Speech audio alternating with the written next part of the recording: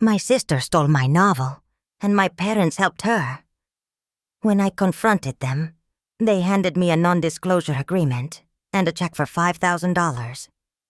Think of it as a finder's fee for your own soul, my father said, not even ironically. My mom just smiled that tight, polished smile of hers and added, "It's for the best, honey. Maya is just so much better at being seen." I didn't cash the check. Instead, I hired a lawyer. 2 days later, a cease and desist was served to my sister's publisher. A copy was messengered to my parents' front door, and the first article appeared on a literary gossip blog with the headline, "Is Publishing's Newitt Girl a Fraud?" My family's carefully constructed world of lies didn't just crack. It began to liquefy. They thought I would take the money and disappear quietly into the background, just like I always had. They forgot one thing. The main character in the book they stole, she was a fighter, and she was me. And then there was me. I wasn't the opposite of Maya. Not really. I was just in a different frequency. Where Maya was loud, I was quiet. Where she networked, I observed. My world was internal, built from words and stories. Since I was a little girl, writing wasn't a hobby. It was how I breathed. I filled notebooks, then Word documents, with characters and worlds that felt more real to me than my own life sometimes. My parents called it my cute little hobby. They'd pat me on the head when I'd try to tell them about a plot breakthrough. "That's nice, honey," my mom would say, her eyes already scanning the room for Maya, waiting for the real show to begin. They never read a single page. Not one. Then I did something I hadn't done in years. I logged into our old family cloud account, the one we used to share photos before everyone moved to social media. I searched for Maya's folders, and there it was, a folder titled Project Nightingale. Inside were documents, pitch letters to agents, a marketing plan, and a full manuscript of Nightingale's Kiss. I downloaded it.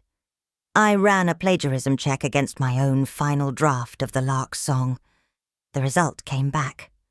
97% match. The changes were purely cosmetic. A few adjectives swapped here and there. A sentence rephrased. But the structure, the dialogue, the metaphors, the heart, it was all mine. She hadn't even bothered to properly disguise her crime. Why would she? She never, ever thought I would find out. And if I did, she was confident our family would protect her, not me. She was right about that part.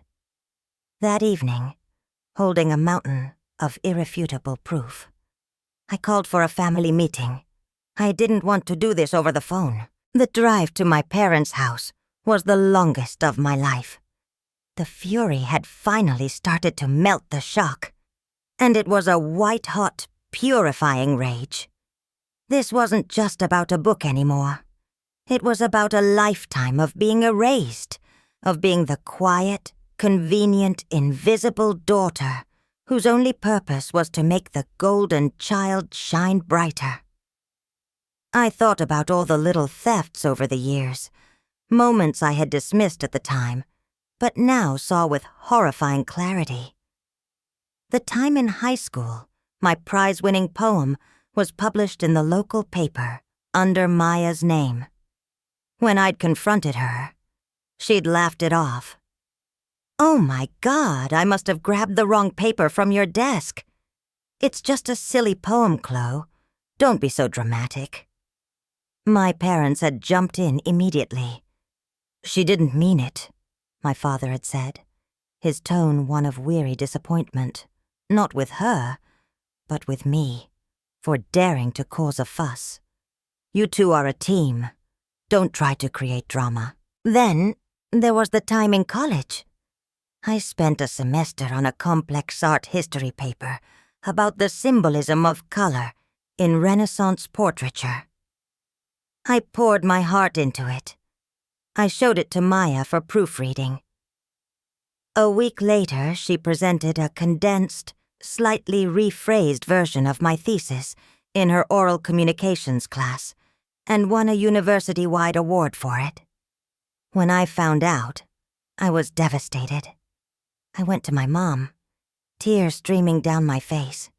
She just sighed. "Chloe, you have to learn to share the spotlight.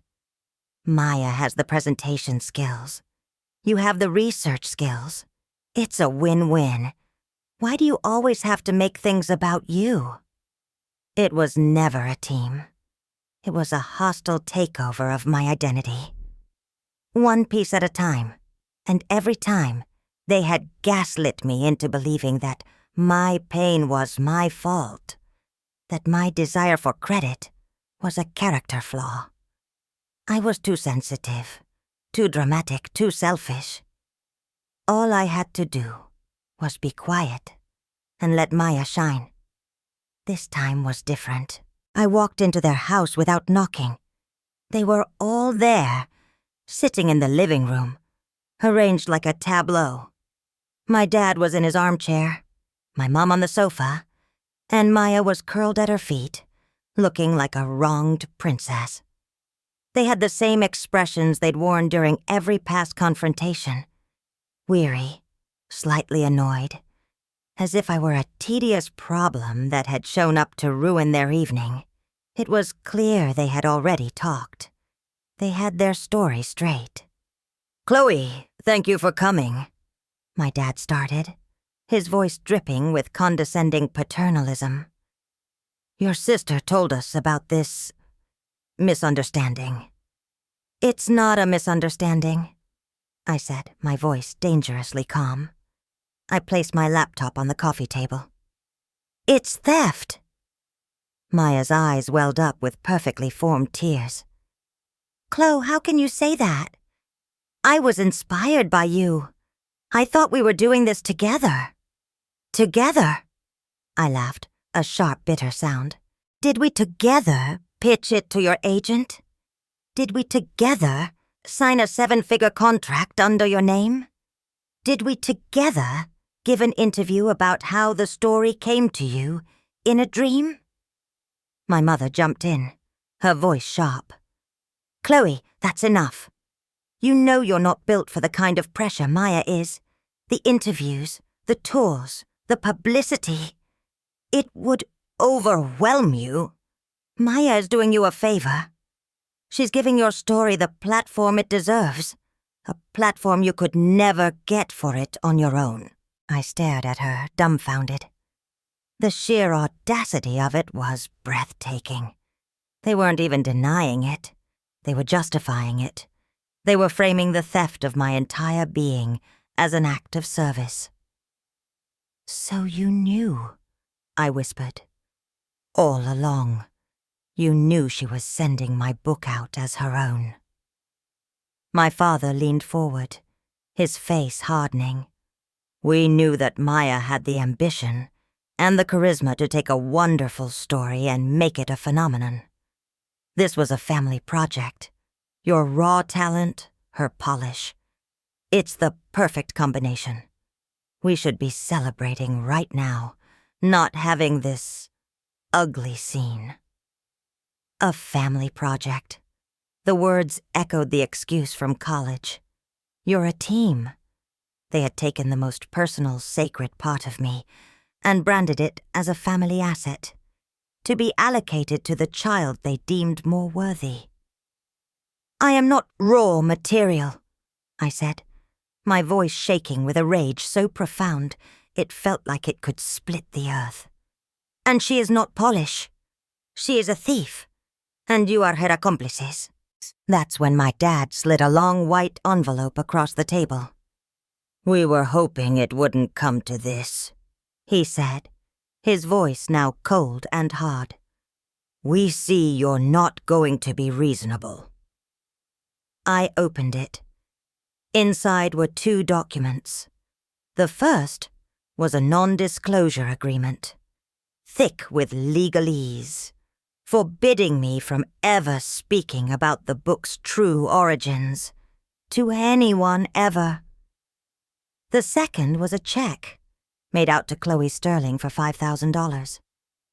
"What is this?" I asked, my voice barely a whisper. "It's a gesture of goodwill," my mother said, smiling that terrifyingly serene smile. "A thank you for your contribution.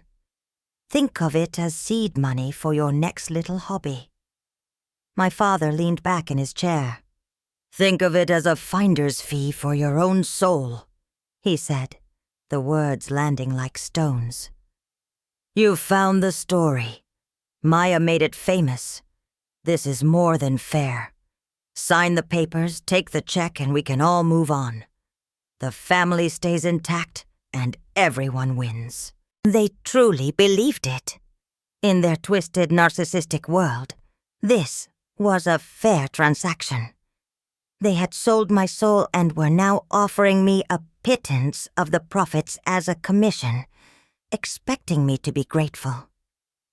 They expected me to sign away my voice, my story, my truth, for the price of a used car. In that moment, something inside me didn't just break. It vaporized. The part of me that had always craved their approval. The part that had hoped one day they would finally see me. It turned to ash. I looked from my father's smug face to my mother's polished mask, to my sister's fake tears. I saw them for what they were. Not a family, but a corporation with my sister as the CEO, and me as the ghost in the machine, an uncredited, unpaid resource to be exploited, and then silenced. I stood up slowly. I left the NDA and the check on the table. I didn't say another word. I just looked at each of them, one by one, holding their gaze until they looked away. First my mother, then my father. Maya couldn't even meet my eyes. She just stared at the floor, the perfect picture of a victim. As I walked to the door, my mother called out, her voice laced with a threat. "Chloe, if you walk out that door, you are making a choice you will regret for the rest of your life. Don't burn this family to the ground over your pride." I turned at the door, my hand on the knob. "You're wrong," I said, my voice clear and steady for the first time that night. The family was already ashes. I'm just the one who finally stopped pretending I couldn't smell the smoke. I walked out and didn't look back. I didn't go home. I drove to a 24-hour diner, sat in a booth, and ordered a black coffee. The rage was gone, replaced by a terrifying crystalline clarity. They had left me no choice. They wanted a war? They were going to get one. I pulled out my phone and called the best intellectual property lawyer I could find a referral for. His name was Ben Carter. I left him a frantic, rambling voicemail at 1 a.m. He called me back at 7 a.m. the next day. The first thing Ben said to me after I'd poured out the whole story was, "Good. You didn't sign the NDA. You didn't cash the check. We have a case. A very, very strong one." Hearing that validation from a stranger, that simple affirmation that I wasn't crazy, felt like the first breath of air after being held underwater. We spent the next 48 hours in a whirlwind of preparation. I sent him everything. The time-stamped files, the emails with Maya, the plagiarism report, a detailed timeline of every interaction. He was meticulous, compassionate, and radiated a kind of calm, controlled fury on my behalf. This is a classic case of copyright infringement and misappropriation, he explained. The family connection makes it emotionally devastating, but legally it's remarkably straightforward. They're counting on you being too scared and too broken to fight back. He was right. That's exactly what they were counting on. 2 days after the disastrous family meeting, Ben made his first move. A formal cease and desist letter was delivered via messenger to the CEO of Riverton Press, demanding they halt the publication, distribution, and promotion of Nightingale's Kiss, pending a copyright investigation. The letter included a sample of the evidence, the side-by-side plagiarism report, and the timestamp from my original 2018 file. A courtesy copy was messengered to my parents' home address. I imagined my father's face as he signed for it. The shock, the indignation that his quiet little daughter had dared to bring lawyers into a family matter. The fallout was immediate. The publisher's legal team called Ben within an hour. They were panicking. A 7-figure debut novel embroiled in a plagiarism scandal before it even hit shelves was a corporate nightmare. That same afternoon, my phone started exploding. First, it was my mother. A string of hysterical, abusive texts. "How could you do this to your sister? You are a jealous, vindictive little monster. You are destroying this family." Then my father, a single chilling message. "You have no idea what you've just done. There will be consequences." Blocked. Both of them. Then came the flying monkeys. My Aunt Carol, my mom's sister, left a tearful voicemail. "Chloe, honey, I know you're hurt, but this is not the way. You need to think about Maya's career, her future. Can't you all just talk this out?" My cousin Mark texted, "Dude, WTF? Mom said you're suing Maya? That's messed up." I didn't reply to any of them. I just saved the messages. Creating a new folder on my computer, I grimly labeled The Shrapnel. But then, a different kind of message came through. It was from my great-aunt Eleanor, my grandmother's sister. She was the family matriarch, a formidable, no-nonsense woman in her late 80s who I hadn't spoken to in years. She was a retired literature professor, sharp as a tack. Her text was simple. "I heard what's happening. Your parents are fools. Your sister is a fraud. I read that poem you published in the high school paper. I knew it was you. You have a writer's soul. Don't let them extinguish it. Call me if you need an old woman to raise hell." I started to cry, right there in my kitchen. It was the first time a family member had ever taken my side, had ever validated my talent. It was a single crack of light in a suffocating darkness. That night, Ben forwarded me an email. The literary gossip blog, Pub Whispers, had gotten a tip. Someone from inside Riverton Press had leaked the story. The headline was live.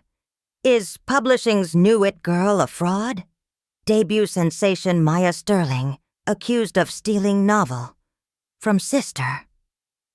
The article was brutal. It laid out the allegations, mentioned the cease and desist, and quoted anonymous sources from the publisher expressing deep concern. The comment section was a war zone. Half were defending Maya, calling it a clear case of familial jealousy. The other half were calling for the publisher to drop her immediately.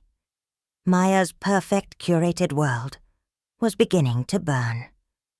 I felt a grim, hollow satisfaction. This wasn't joy. It was justice. And it was just the beginning. The week that followed was a blur of legal maneuvers and emotional warfare.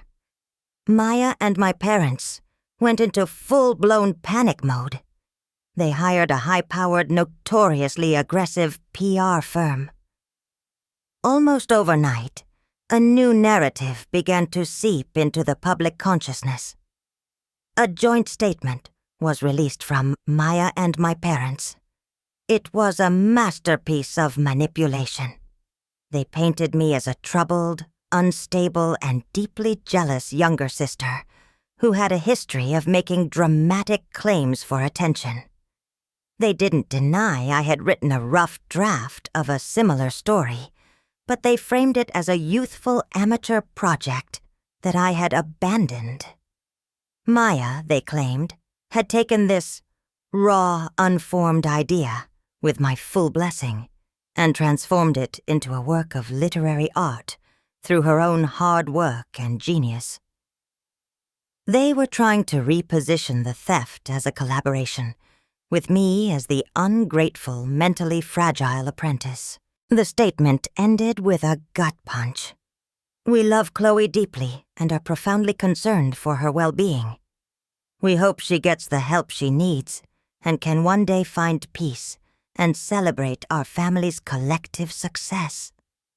They were trying to have me declared crazy. It was a classic vicious tactic, and for a moment, it worked. The tide of public opinion began to turn against me. People love the story of a woman scorned. I started getting DMs on social media calling me a psycho, a bitter shrew, a talentless hack, trying to ride my brilliant sister's coattails. My parents started calling extended family members, weaving the same story of my instability. They were isolating me, trying to break me down psychologically until I dropped the lawsuit. But Ben was prepared. "This is what they do," he said calmly over the phone. "They can't fight us on the facts, so they're attacking your character. Don't engage. Don't respond. We fight them in the courtroom, not on Twitter."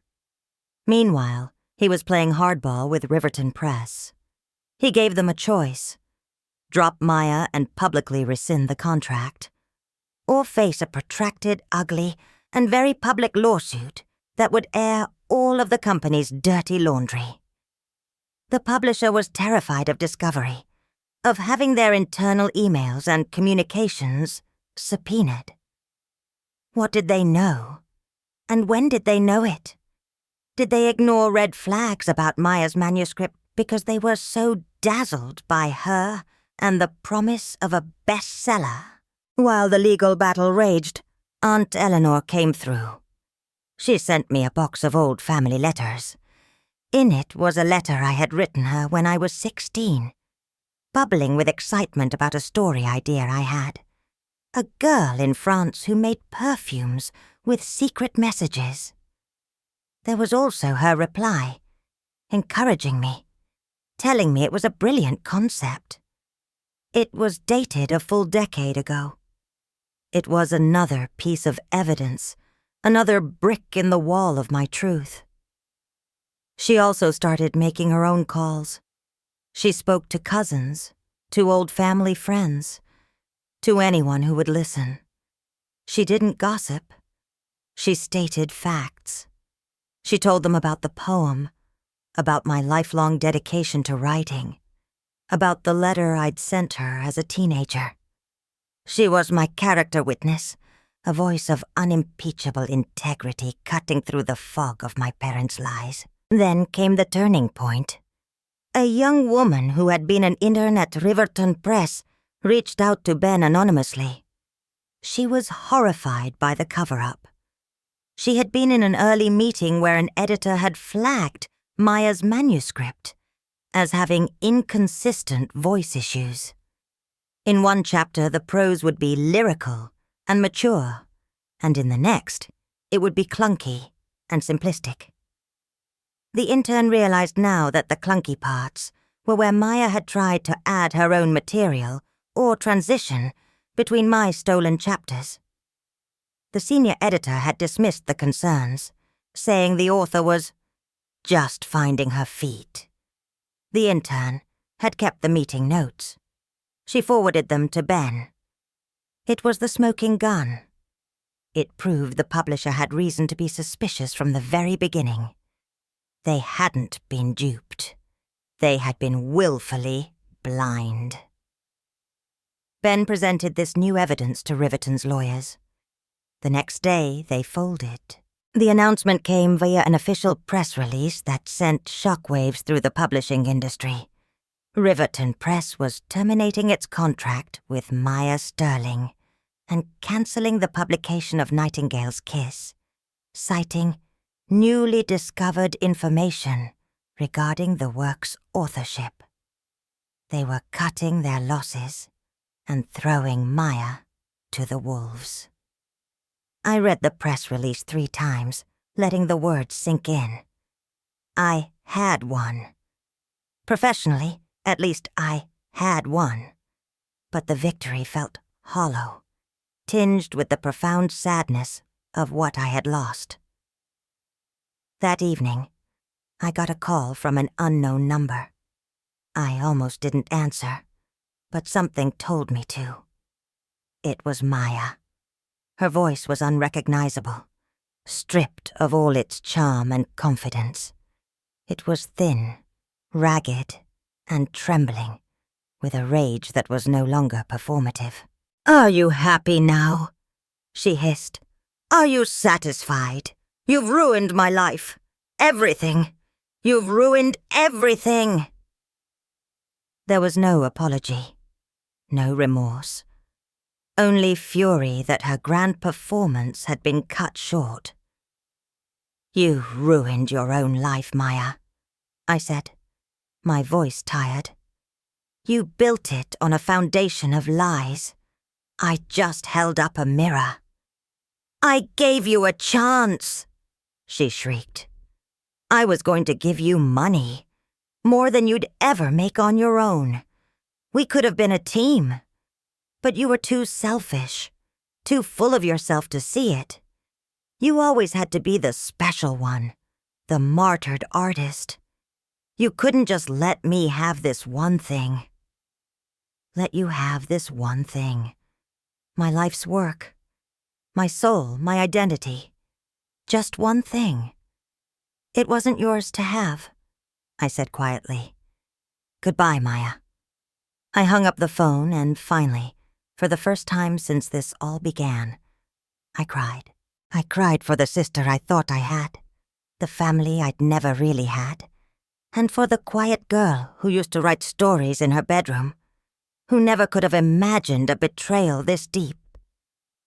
The professional battle was over, but the personal war I knew was far from it. My name had been cleared, but my story was still waiting to be told. In my own voice. In the aftermath of the publisher dropping her, Maya and my parents didn't retreat in shame. They doubled down, robbed of their public platform. Their campaign of whispers intensified. They spun a tragic tale for anyone who would listen. I was the villain. A vindictive sister who, in a fit of jealousy, had used a legal technicality to sabotage Maya's once-in-a-lifetime opportunity. They were the victims, a heartbroken family torn apart by my ambition. Some relatives bought it. Invitations to family gatherings stopped coming. The silence from that side of the family was deafening, a passive-aggressive shunning. It hurt, but it was also a relief. The rot had been exposed, and the infected limbs were falling away on their own. But something else began to happen. Something I never expected.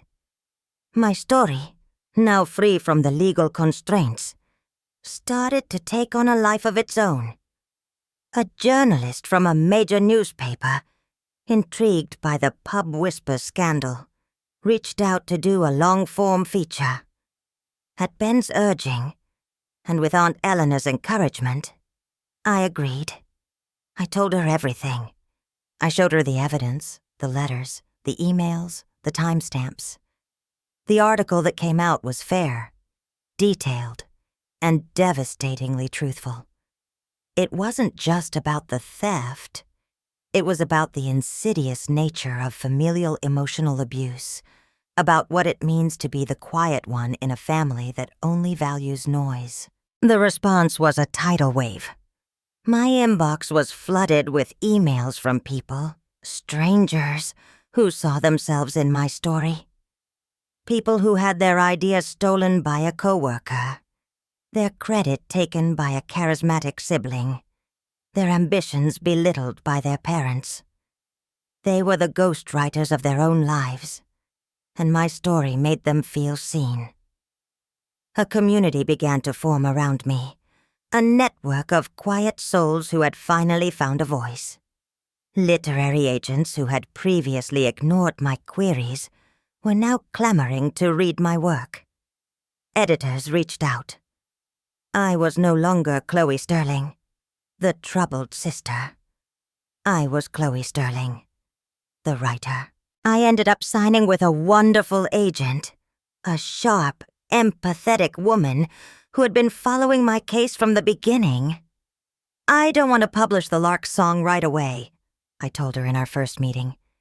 "It feels tainted now. I need to write something new, something that's mine from the very start." She understood completely, and so I began to write again. But this time, it was different.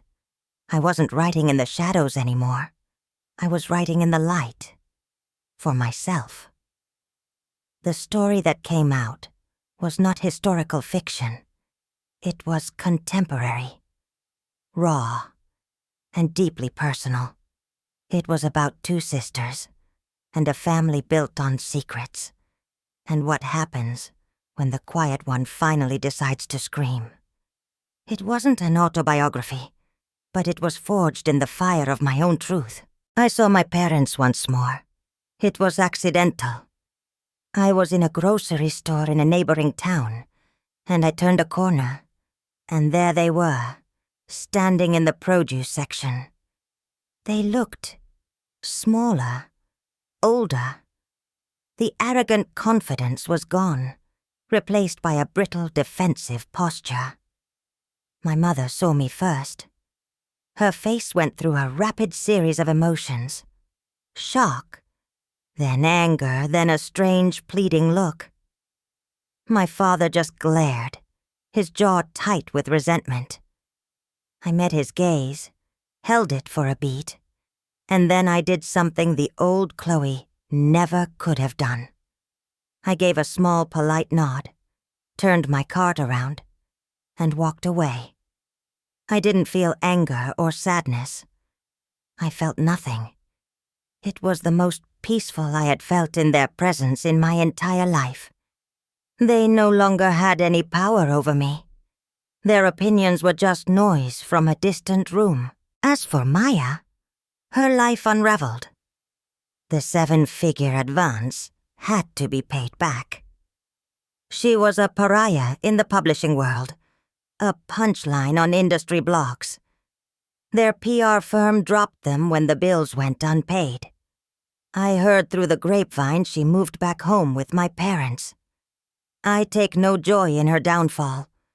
Her fate is a tragedy of her own making, a self-inflicted wound born of an insecurity so deep she had to hollow someone else out to feel full. Her punishment isn't the loss of a book deal. It's that she has to live with the knowledge that she is, and always was, a fraud. My life, on the other hand, is just beginning. My new book, The Echo Chamber, is coming out in the spring. My agent secured me a deal with a publisher who respects my voice and champions my story. Aunt Eleanor is flying out for the launch party. We talk on the phone every Sunday. She's the mother I always deserved. The legal fees were significant, but a portion of my advance covered them completely. Ben Carter sent me a bottle of champagne when my book deal was announced with a simple note. Sometimes the good guys win. The ultimate lesson in all of this wasn't about victory or revenge. It was about ownership. My whole life, my family had taught me that my voice was a commodity, something to be managed, packaged, and, if necessary, reallocated for the greater good of the family brand. They believed they owned my story because they felt they owned me. The most radical thing I ever did was to believe, truly and deeply, that my story was mine alone. My pain, my joy, my talent, my words. They belong to me. They can't be stolen, sold, or signed away in an NDA, because they are the very essence of who I am. They didn't just steal a book. They tried to steal my existence. And in fighting to get it back, I didn't just reclaim a manuscript.